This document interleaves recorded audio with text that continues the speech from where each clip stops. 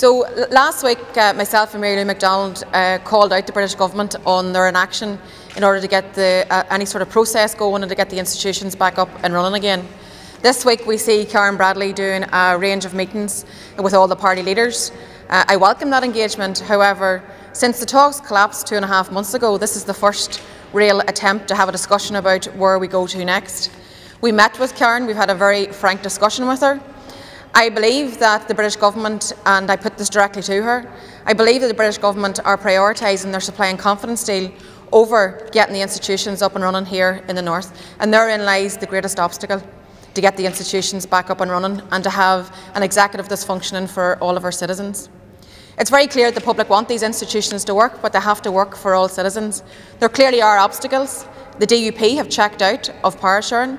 You can see their recent statements in the last number of days where they have said that there's no likelihood of these institutions going up anytime soon.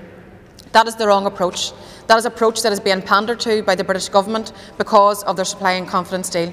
I think that the public genuinely want these institutions to work. They want to have local ministers taking decisions. They want local ministers standing up against Tory austerity, fighting their corner in relation to Brexit. But clearly the institutions have to work and serve all people well. The DUP statements of recent times have talked about later in the year, possibly next year. We saw a number of statements from DUP senior leadership people. I don't think that's good enough. I don't think that they should get carried away with their supply and confidence deal, which, as we all know, will be short-lived. This is not a time for inaction. This is not a time for a vacuum.